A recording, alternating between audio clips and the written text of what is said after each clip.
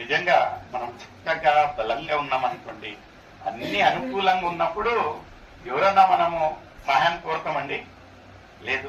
సహాయం ఎప్పుడు అవసరం ఉంటున్నదంటే నిజంగా మనం ఒక అవసరతలో ఉన్నప్పుడు, లేకపోతే బలహీనంగా అంటే వీక్నెస్ అని రెగ్యులర్ గా ఫిజికల్ వీక్నెస్ కాదండి. ఫిజికల్ వీక్నెస్ ఇంకా ఉంటది, అదే రీతిగా ఎన్నో రకాలుగా బలహీనతలు ఉంటాయి.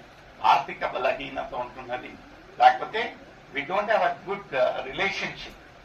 అలాంటప్పుడు ఏంటంటే ఎవరన్నా ఒక్కరు నా పక్కన ఉన్నట్లయితే ఎంత గొప్పగా ఉంటున్నది ఈ యొక్క పరిస్థితులలో అనిపిస్తుంది. అలాగా ఇక్కడ ఏమంటా ఉంటున్నాడంటే బలహీనతలలో, in every weakness of a life God is always with us. ఎంత గొప్పగా చూడండి. మొట్టమొదటిగా ఏమంటా ఉంటున్నాడంటే నా యొక్క కృప నీకు చాలు నైనా, నీ యొక్క కృప అంటే చాలు అని ఎంత చక్కగా అంటా ఉంటున్నాడు. రెండో మాట ఏమంటా ఉంటున్నాడంటే నా బలహీనతలలో నా శక్తి పరిపూర్ణము, పర్ఫెక్టెడ్, పరిపూర్ణం, పరిపూర్ణంగా is not giving something half and half కదా. కొన్ని మంది చూసినట్లయితే ఏమంటారంటే అవకాశ సిచ్యువేషనల్ ఎమోషన్స్ అంటారు. అంటే ఎక్కడ ఎప్పుడు ఎలా చూపియాలో అంతవరకు ఆదరణ చూపిస్తారు. అక్కడి నుంచి పక్కకు పోయామనుకోండి గతం కదా.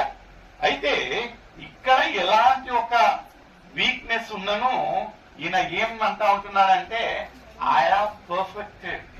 అంటే ఇంకా ముందు మనకి ఏ ఒక్క కొదవ లేదండి, ఏ ఒక్క కొదవ లేదు.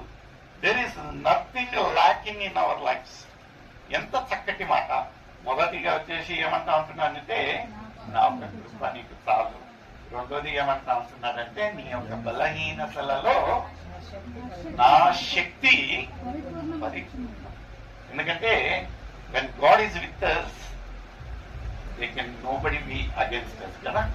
నిజంగా ఆయన ఒక శక్తి, ఆయన మనకు తోడు నీడగా ఉండి ఉన్నట్లయితే ఎలాంటి ఒక పరిస్థితి అయినను, ఎలాంటి ఒక బలహీనత ఉన్నను.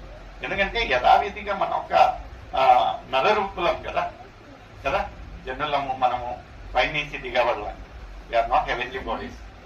తాత్కాలికంగా మనకు శ్రమలు ఉంటున్నాయి. అయితే ఆ శ్రమలు కొద్ది క్షణాలు మాత్రమే. మనము దేవుణ్ణి ఆశ్రయించినట్లయితే కొద్ది క్షణాలు మాత్రమే. ఆ ప్రకటనలలో చూసినట్లయితే 10 రోజులు మాత్రమే శ్రమలు. దాని తర్వాత మీరు పొందబోయే జీవ కిరీటము. అది ఎంతో గొప్ప సంగతి.